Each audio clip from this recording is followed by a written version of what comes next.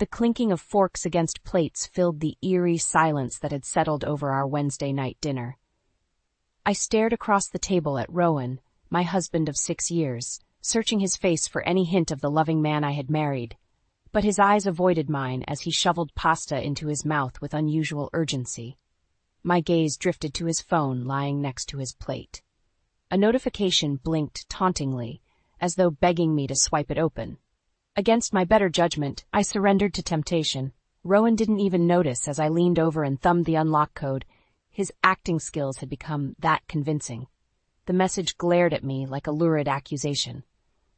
"Can't wait to feel you inside me again. Meet at our place in an hour?" The sender's name, Marcella. I read it again, my heart thudding as the words burrowed into my consciousness like shards of broken glass. So this is why he'd been distant lately, coming home late without explanation, his attention continuously wandering to whatever sordid thoughts consumed his mind. "Everything okay, honey?" Rowan asked, snapping me out of my daze with that perfectly innocent tone he'd perfected over God knows how long. I slid his phone across the table, unable to find any words. His eyes went wide as his mask finally slipped, allowing a flash of panic to streak across his face. In that moment, I realized the man I thought I knew had been an illusion all along. "Alara, I can explain," he started, but I cut him off with a raised hand. "Don't bother," I said, my voice trembling with a mixture of heartbreak and rage. "Just tell me one thing. How long has this been going on?" Rowan opened his mouth and closed it again, his shoulders slumped in apparent resignation. 6 months, he finally admitted, the words landing like a kick to my gut. 6 months. Half a year of lies and deception while I blissfully carried on, tending to our home and planning a future with a man who had already checked out of our marriage. "Who is she?" I demanded, though I already knew the answer. "Marcella, the beautiful 20-something interior designer that had worked on a project in Rowan's office." He let out a bitter chuckle. "Does it really matter? She's someone who made me feel things I haven't felt in years." His words lacerated what little remained of my heart. I wanted to crumple to the floor in anguish, to scream until my throat was raw. But I refused to grant him the satisfaction of seeing me so thoroughly broken. Mustering every ounce of strength, I rose from my chair and headed for the door, grabbing my purse along the way. "Where are you going?" he called after me, the first traces of concern entering his voice. I turned back to face him, my vision blurred with unshed tears. "I'm leaving," I stated, my voice dripping with finality. "And when I get back, you'd better be gone, because I don't even recognize you anymore." Yanking the door open, I stormed out into the night, each step away from my sham of a marriage fortifying my resolve. I had been a fool to believe in the picture-perfect life we had constructed together, but that illusion had finally shattered, irrevocably broken beyond repair.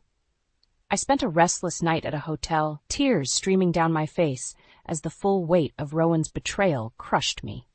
How could the man I loved, the man who vowed to cherish me, have so callously thrown away our marriage? The next morning, blinded by hurt but determined to take action, I contacted a private investigator recommended by a friend who had gone through an ugly divorce. Within 24 hours, he had uncovered a sordid trail of evidence that left me shaking with rage and disgust. Rowan hadn't just been having a fling with that vapid interior designer Marcella. The investigator's report revealed multiple affairs spanning over a year, including emails, credit card statements, and dated photos of Rowan entering different hotels with various women. "I'm so sorry, Mrs. Davies," the investigator said as he laid out the damning dossier on my kitchen table. "Your husband has been quite prolific in his indiscretions." I clenched my fists, fighting back waves of nausea. One name and face in particular leapt out at me. Marcella, the woman whose taunting text had blown the lid off this whole sordid affair. "I want to know everything about her," I told the investigator, my voice hardening with fury. "Wherever she lives, where she works, all of it." 2 days later, he provided me with an address, a swanky apartment in an upscale part of town that I could never have afforded on my own. Rowan must have been funneling money to keep his mistress living in luxury while I stayed at home obliviously. Consumed by a reckless impulse, I drove to Marcella's place, letting myself into the lobby with the temporary code the investigator acquired. Her door was unlocked, the perfect opportunity to corner the woman who had helped decimate my life. I stormed inside, greeted by a lavish interior that instantly confirmed my husband's lover didn't lack for expensive tastes. "Hello?"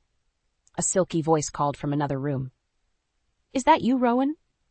I clenched my fists as the lithe, raven-haired seductress glided into view, clad in nothing but a silk robe that clung hungrily to her skin. Her eyes went wide when she saw me. "You!" I spat through gritted teeth. "You're the whore who destroyed my marriage." Rather than having the decency to look ashamed, she arched one perfectly groomed eyebrow as a mocking smirk played across her plump lips. "Well, if it isn't the famous Mrs. Davies, I was wondering when you'd show up to get a good look at the woman your pathetic husband can't resist." White-hot rage engulfed me, and before I could stop myself, my hand lashed out, cracking across her smug face with a resounding slap. She gasped, recoiling in shock, and I felt a savage thrill at having finally wiped that superior look off her face. "You're going to regret that," she hissed, one hand covering her rapidly reddening cheek. "Wait until Rowan hears about this." "Rowan is leaving me for you, isn't he?" I fired back, advancing on her until she backed into the wall. "Well, let me give you a reality check, you home-wrecking snake. He's broke. He's been spending our money on hotels, gifts, this expensive apartment, all to court a little gold-digging tramp like you." Revulsion flickered across her features before her mask of arrogance fell back into place.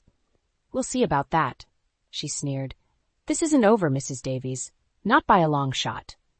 I watched in disgust as she slinked away, my desire for vengeance burning hotter than ever before. "No," I thought bitterly as I stormed out. "This is just the beginning."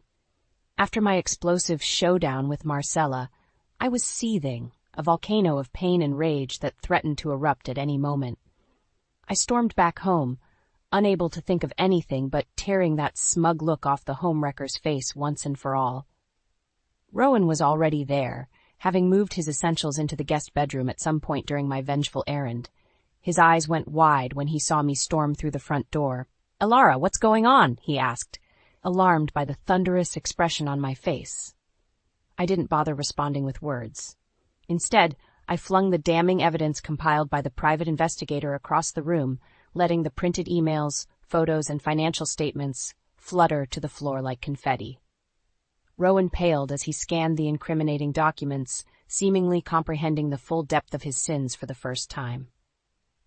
"You've been having multiple affairs," I stated, keeping my voice dangerously level. "For over a year, by the looks of it. And that's not even the worst part." I held up a different sheaf of papers, these ones detailing the exorbitant sums Rowan had been funneling into a hidden account, no doubt to bankroll his luxurious trysts with his mistresses. "The money, Rowan," I hissed. "How could you steal from our own accounts to wine and dine your whores?"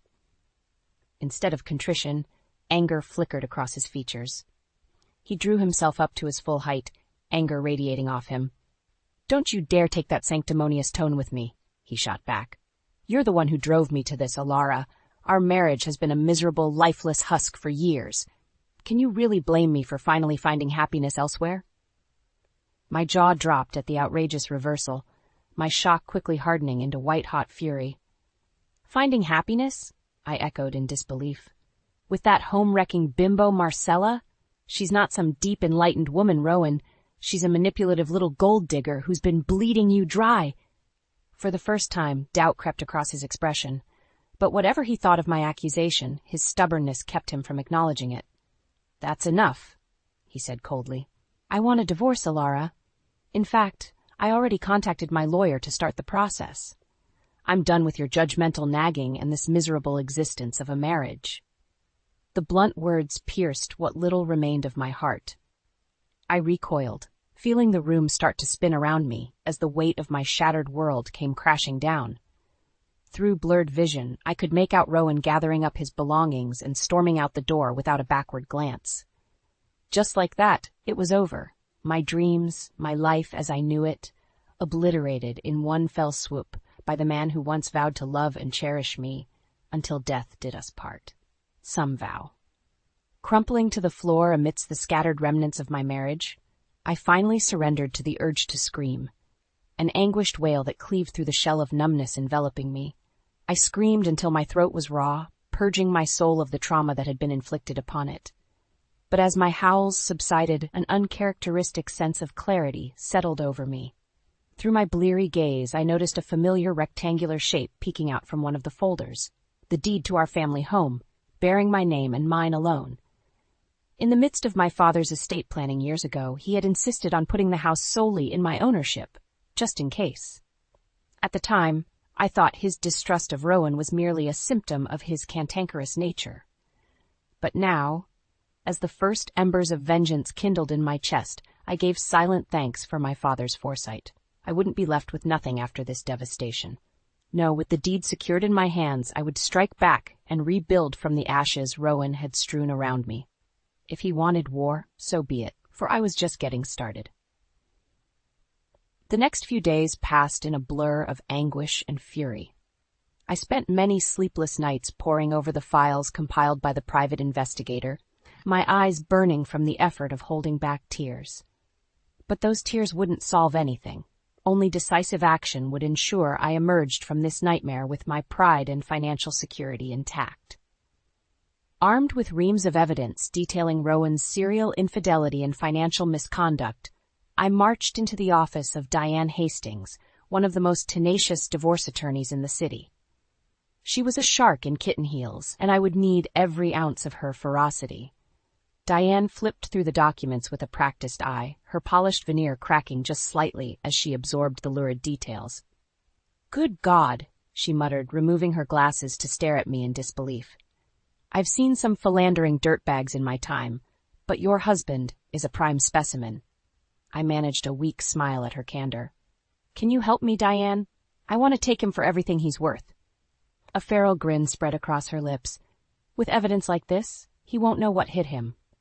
Over the next few weeks, Diane and I constructed an ironclad strategy to decimate Rowan's finances and hold him accountable for his prolific indiscretions. We would not only freeze any assets he'd stashed away to fund his tawdry second life, but pursue a punishing alimony figure given the extent of his betrayal and financial misdeeds. "This Marcella woman is the key," Diane told me, tapping her pen against a photo of the smarmy homewrecker. "If we can establish that she knowingly carried on an affair with your husband to extract monetary gain, we can pursue her personal assets as well. And trust me, that interior design gig pays for a lot of silicone." My heart raced at the prospect of making Marcella face the same reckoning that Rowan was about to receive. Ever since our venomous confrontation at her apartment, she had slithered out of sight, no doubt waiting for her lover's bottomless wallet to continue funding her lavish lifestyle. Well, she would be in for a rude awakening, just like the scorned wife. In the meantime, Rowan had gone suspiciously silent, no doubt stewing in denial while dreaming of a fresh start with his mistress-turned-fiancé. If only he knew that our once loving relationship was about to mutate into a blood-soaked legal war that would leave him destitute and disgraced. At last, the storm broke when Diane hand-delivered a blitzkrieg of paperwork to Rowan's rented apartment, a motion to freeze all of his assets based on evidence that he had grossly misused marital funds to carry out his affairs. He would have no choice but to limp into court and confront the devastation he'd wrought. The look of abject horror on his face when we met for the first hearing was almost worth enduring his sadistic betrayal. His arrogant mistress was nowhere to be seen. Perhaps she'd finally wised up and cut her losses before I dismantled her meal ticket.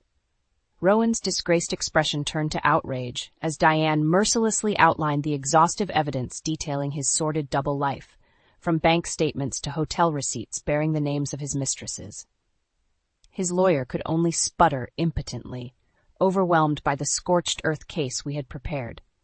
"You're making a big mistake," Rowan snarled after the humiliating proceedings, flagging me down in the courthouse lobby. For a fleeting moment, the man I had once loved flickered in his eyes.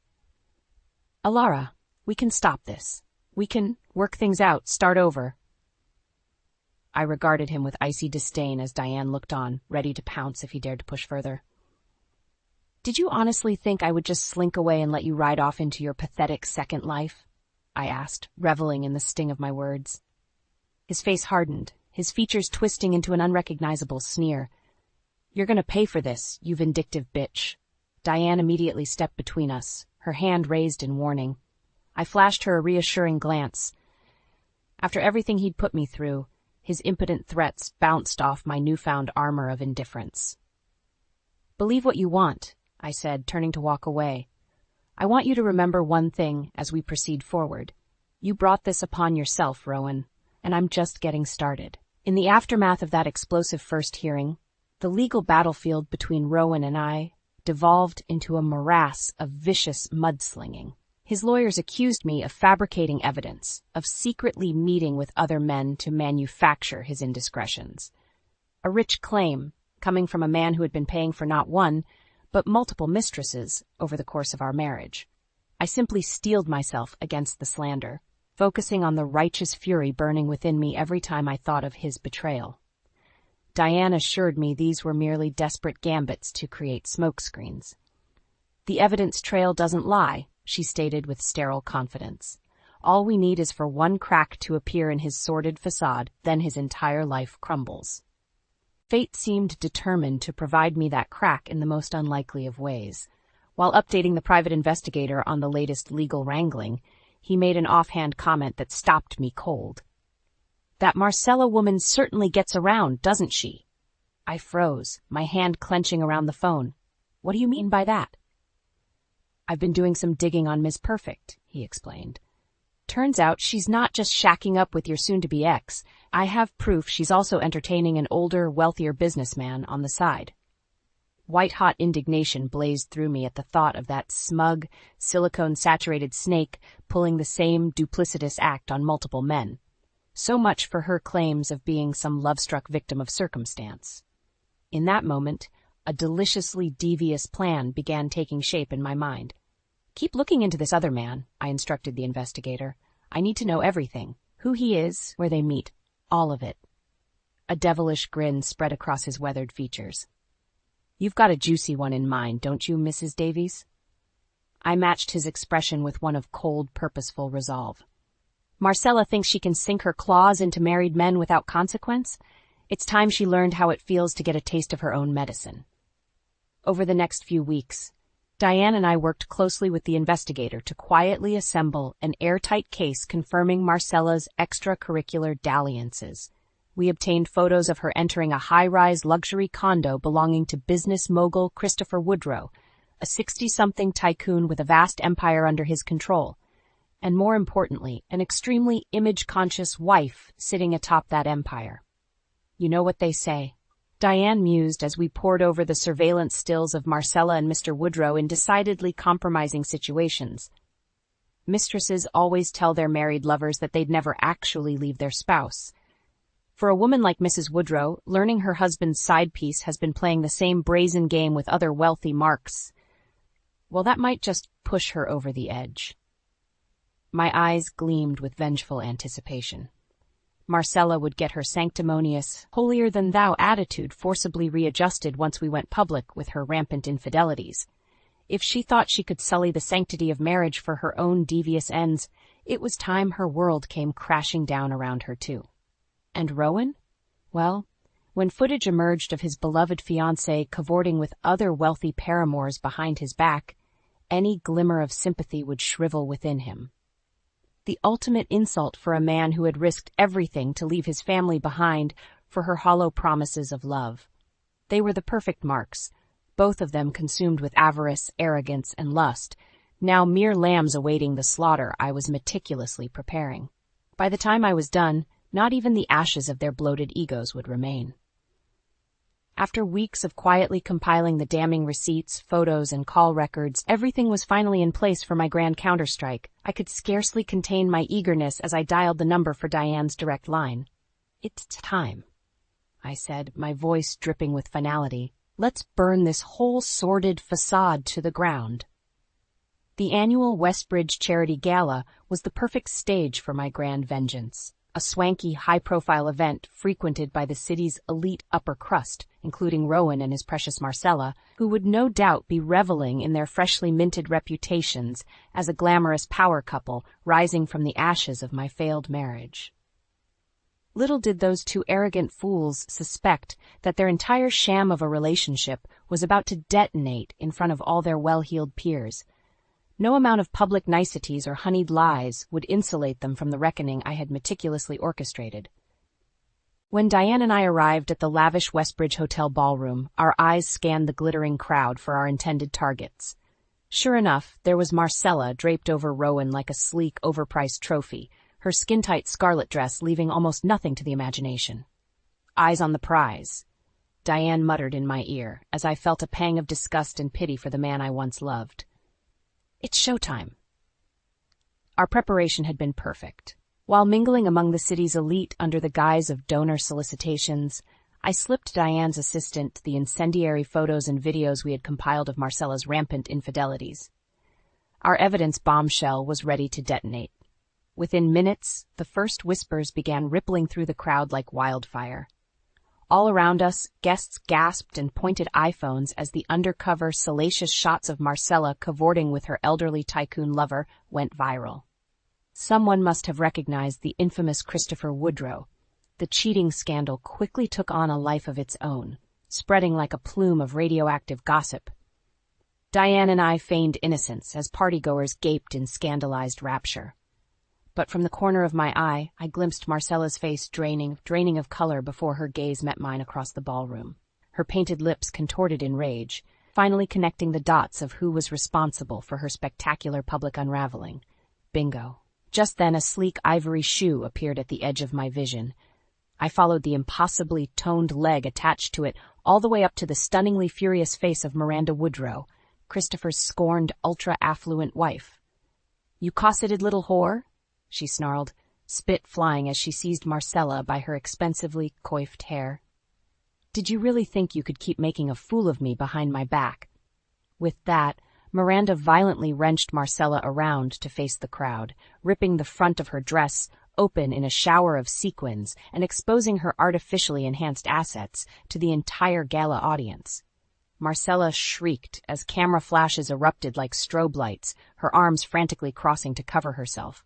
My eyes darted across the room to find Rowan staring slack-jawed at his disgraced fiancée, a nauseating mixture of shock and self-pity etched across his features.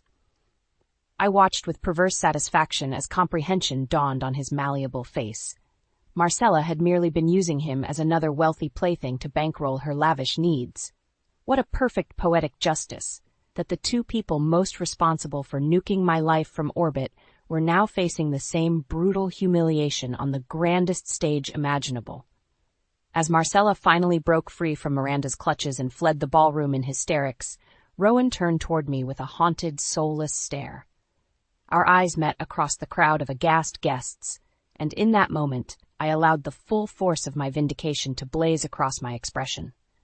"You did this to yourself." I mouthed the words for his benefit, letting their implication linger like the pungent aroma of schadenfreude wafting through the air. His jaw clenched as he gave the briefest of nods, a reluctant admission that I had indeed exacted the ultimate retribution from my former life. With that, he turned and stalked away from the gala through a quickly forming void in the crowd, leaving utter debasement and ruin in his wake. I sipped my champagne, allowing the delicious moment to linger on my tongue as Diane materialized at my side. "Well, Mrs. Davies," she murmured with a proud smile, "I do believe this evening has been a full and resounding success, don't you?" A savage grin stretched across my face as I surveyed the catastrophic scene my vengeance had wrought. "You don't know the half of it," I replied, "but I have a feeling this is just the beginning of something beautiful." In the aftermath of the Westbridge Gala calamity, Rowan did what any disgraced, recently humbled man would do. He came slinking back with his tail between his legs, begging for mercy. I'll admit, seeing him reduced to a shell of his formerly arrogant self provided a wicked sort of satisfaction. Gone was the cocksure bravado, the unearned superiority and callous indifference to my pain. Now, sitting across the table from me in Diane's office, he looked more like a kicked stray than my husband of 6 years. "Alara," he croaked as I eyed him with unconcealed disdain, I don't know what to say. What happened with Marcella? God, I was such a fool." I said nothing, letting the silence fester until he visibly squirmed under my pitiless glare. I know I can never take back all the hurt I caused you, he continued, shamefaced. But I'm begging you from the bottom of my heart, please, give me one more chance. Let me make things right between us. A harsh bark of laughter escaped my lips before I could stop it. Make things right? I echoed incredulously. Rowan, you cheated on me repeatedly with multiple women over the course of our marriage. You funneled money, you lied, you manipulated me at every turn. What on earth makes you think you deserve a second chance at anything from me? His eyes went wide, realizing the magnitude of his transgressions for perhaps the first time. I was destroyed when I saw you with Marcella, he stammered. She was just using me, like some pathetic meal ticket to bankroll her lifestyle. When that footage got out, I realized how blind I'd been, how terribly I failed you as a husband by letting my lust spiral so completely out of control. I regarded him stonily, refusing to let his carefully rehearsed pangs of remorse disarm me. Not after watching him callously tear my life asunder in pursuit of temporary pleasures. Do you have any idea how it felt? I asked, my voice low and menacing. To have the man I loved, the man I built a life and future with, not only betray me, but humiliate me in the vilest way possible over and over again. To learn that you had cast me aside like some meaningless burden in favor of chasing disgusting trysts with interchangeable whores? Rowan visibly wilted as the weight of his sins settled over him in palpable waves. I could see the self-loathing and regret contorting his features into a pathetic mask of shame. Good. He was finally getting a taste of the anguish he had so blithely inflicted upon me. I was a monster, he said hoarsely. A selfish, vile monster who didn't deserve an ounce of your unconditional love. I don't expect your forgiveness, Alara. I just hope I can make amends somehow. Even if it takes giving you every last penny I have. Anything to stop being this despicable person I became. Revulsion churned in my gut as his sniveling pleas washed over me. As much as I longed to revel in his suffering, the thought of indulging his desire for penance turned my stomach. I was no longer the malleable, naive woman he married. I would never allow him to manipulate me through feigned contrition ever again. Rising to my feet, I looked him dead in the eye and saw the faint glimmer of hope that I might offer him the absolution he suddenly craved. That glimmer was immediately extinguished by my next words. I don't want your money, Rowan. I want your absence from my life. He flinched as if struck, his hangdog expression melting into one of naked shock. You mean... Don't play dumb, I snapped, resisting the urge to slap that look off his traitorous face. After everything you've done, every line you blithely crossed with your tawdry indiscretions, do you really think I would be naive enough to let you wriggle back into my life? But Alara, But nothing, I seethed, leaning across the table until I was mere inches from his pathetic countenance. If you agree to these terms right here, right now, I'll ensure this divorce is over swiftly and you can slink off into whatever debauched second act you have planned. But you will never, and I mean never, ask for my forgiveness or understanding. Do you hear me? You lost that right the second you started using our marriage vows as toilet paper. Rowan could only gape soundlessly, seemingly grasping for words that wouldn't come. Diane placed the paperwork on the table between us, offering a phantom of a nod. Your choice, Mr. Davies, she intoned, the rows of tiny font suddenly looming larger than life. You can either dig your heels in further, or accept these very generous terms and grant Mrs. Davies the peace of mind she deserves to move on once and for all. The silence stretched out like an eternity as I watched the kaleidoscope of emotion flicker across his face. Indignation, shame, bitter acceptance. Finally, with a grunt of resignation, he snatched up the pen and scrawled his name across the dotted line, cementing our divorce into inevitability. Our eyes met one final time, and I allowed the ghost of a triumphant smile to crease my lips at his chastened expression. You'll never hear from me again after this, he said through gritted teeth. But I hope you find the peace you're looking for, Alara. You deserve far better than the depraved bastard I became. With that parting remark, he turned and strode out of the office, the leaden weight of his failure dogging each dejected step. I watched until his retreating back disappeared down the hallway, releasing a breath I hadn't realized I'd been holding. It was finally over. The man who once meant everything to me was now expunged from my life like a cancer. I could at long last close that sordid book and prepare to move forward into my new reality, one of my own creation, shaped by the venom of his actions. Diane placed a reassuring hand on my shoulder, her customary shark-like grin softening at the edges. "You did it," she murmured. "You reclaimed your power and dignity. I've never seen a woman rise from the ashes like you have." I returned her smile, the promise of untold possibilities glimmering on the horizon. "This was only the beginning," I said resolutely. "My rebirth starts now." 6 months after Rowan's bitter departure from my life, the ink was finally dry on our divorce settlement. Thanks to Diane's tenacious legal wrangling, I emerged from the ashes of my shattered marriage with the lion's share of our formerly shared assets, including the deed to our family home, where I could begin anew. As part of the agreement, Rowan was legally prohibited from attempting to contact me. Not that he would have anyway. The last I'd heard through the grapevine, he had slunk off to lick his wounds from the scandal, living in quiet shame after our explosive downfall shredded his reputation. I couldn't say I derived any joy from seeing him laid so low. My focus was solely on myself now, on embracing the new chapter stretching out before me. Still, there was a certain cathartic release in knowing the man who tried to destroy me had been rendered just as devastated. The papers had certainly enjoyed dissecting every lurid angle of our divorce saga. The headlines blared about the scorned wife who outlasted her cheating husband and the rise of a new divorcee warrior queen.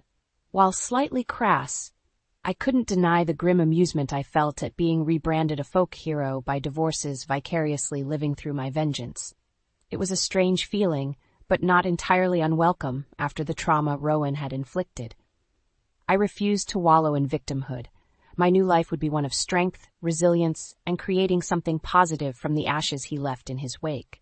Which was why, nearly 3 months after the official divorce was finalized, I hosted an intimate gala of my own in the ballroom of Westbridge Hotel, the site of Marcella's ultimate downfall all those months ago. Around me, the city's elite and affluent mingled amidst towering centerpieces of fresh roses, while a string quartet provided refined ambiance. Only this time, there would be no sordid scandals or uncovered affairs to upstage my event. No, this gathering was the inaugural fundraiser for my namesake foundation, Alara's Light, devoted to supporting women who had survived the betrayal of infidelity and emerged stronger for their resilience. My speech that night drew thunderous applause from the well-heeled crowd as I outlined the organization's mission to provide counseling, legal aid, and financial assistance to struggling divorcees in need. A portion of the millions I had secured from Rowan would seed my foundation's crucial early days. No woman should ever feel helpless in the wake of a spouse's betrayal, I proclaimed from the podium, scanning the rapt audience with rejuvenated poise. With compassion and community, we can help uplift lives from the devastation and allow them to flourish anew, just as I was empowered to do in my own journey. After the remarks concluded, a line quickly formed of well-wishers and prospective donors eager to pledge support to my cause. I greeted each one with a warm smile, my heart swelling with pride and purpose. Who could have fathomed that this dignified, self-assured woman holding court over a throng of admirers was the same broken soul lying shattered on her kitchen floor only a year ago? The transformation was nothing short of a miracle, a raw testament to the power of cunning, resolve, and the merciless pursuit of justice. I was so invigorated by the night's success that I barely registered the presence of a newcomer waiting patiently at the back of the well-wisher line. He was a trim, handsome man in his early 40s, with striking hazel eyes that gleamed with an unmistakable hint of admiration. "Mrs. Davies," he said warmly as his turn arrived, his voice carrying the faintest lilt of a British accent. "I must commend you on such a worthy and impactful mission. Your story of overcoming such unthinkable heartbreak is nothing short of inspiring." I arched an eyebrow, intrigued despite myself by his effusive praise and polished demeanor. Up close I could make out the slim-fitted tuxedo and coiffed sandy hair that definitely belonged to a man of considerable means. "You're too kind, Mr. Douglas," he supplied with a roguish smile. "Nigel Douglas. A good friend of Christopher Woodrow's, actually. though I suspect we travel in rather different circles these days after his personal unpleasantness. My lips twitched in amusement at his deft understatement. Of course, the humiliating affair between Marcella and Christopher Woodrow had irreparably nuked the tycoon's marriage and reputation. Nigel was no doubt alluding to having cut ties with the disgraced mogul in the aftermath. "I'm a journalist by trade," he went on, seemingly emboldened by my bemused expression. "Though my true passion has always been amplifying stories just like yours, of courage, perseverance, and the remarkable resilience of the indomitable human spirit." My heart fluttered as our gazes remained locked, a tantalizing electric charge seeming to crackle between us. This Nigel Douglas was certainly full of dashing charm, not to mention being rather easier on the eyes than I'd grown accustomed to in recent years. "Well, Mr. Douglas," I said, extending my hand as a coy smile played across my lips, "if the spirit truly does move you, perhaps you'd allow me to give you a more intimate account of my trials over a drink sometime soon?" His grip was warm and confident as he accepted the proffered handshake, holding it perhaps a touch longer than necessary. "I would be utterly delighted, Mrs. Davies, more than you could possibly know." As I watched him depart through the twinkling crowd of socialites, I felt a giddy spark of excitement that had long eluded me, the thrill of new possibilities and a future unshackled from the trauma of the past. The crushing weight of Rowan's betrayal had nearly destroyed me, but by the alchemy of my own iron resolve, I had spun that devastation into abject triumph. The future was finally mine to craft anew, on my own terms. And this radiant night under Westbridge's glittering chandeliers was merely the first mingling rays of the new dawn I had clawed back into existence. No longer a victim, but a victor, reborn from the ashes of my former life.